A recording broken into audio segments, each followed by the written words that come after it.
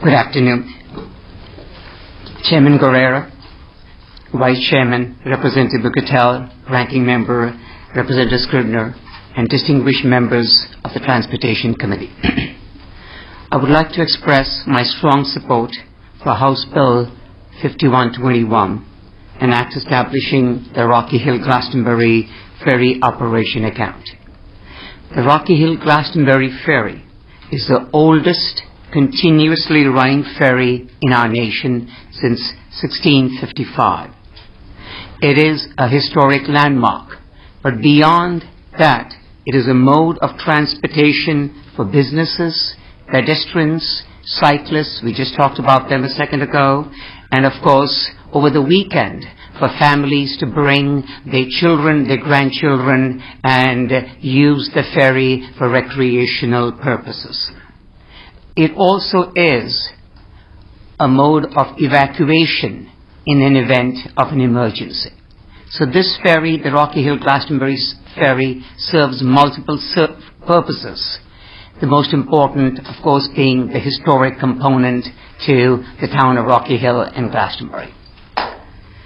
However, every time and we always, when we find ourselves in a financial stress, we find the funding to be questioned for the ferry. And that is why I'm here today. We have taken away the tolls from our highways, from our bridges.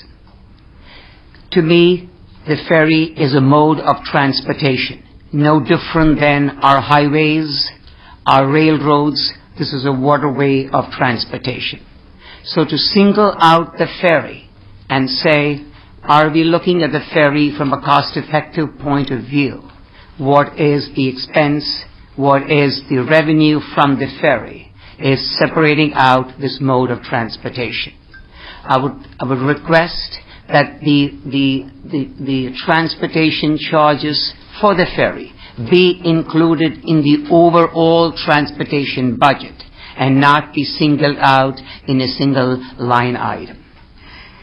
I view the cost for running the ferry as part and parcel of this transportation bill is not a separate line item, and would hence request and urge the Transportation Committee to include the costs in its overall budget.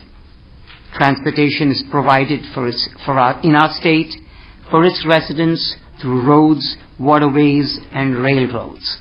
The ferry does bring in some revenue, but the point is, it is a mode of transportation in our state and should be looked at it from that particular angle. So the cost should be a part of the transportation budget. I urge you to support this legislation, and I want to thank the committee for giving me the opportunity to be here this afternoon. Thank you. Thank you, Representative, for your testimony. As you know, I represent Rocky Hill, which has had the historic ferry there for the longest running continuous ferry in the United States. And as we both know, a few years back, it was on the cutting block. And I was happy to say through our efforts, yourself, myself, Senator Doyle, and other representatives were able to have that funding put back. And I will have to say that Commissioner Rediker attended many meetings in Rocky Hill in regards to the thought process, how to make sure that this never happens again. I'm happy to see that in our budget that it is still there, that the funding has not been cut.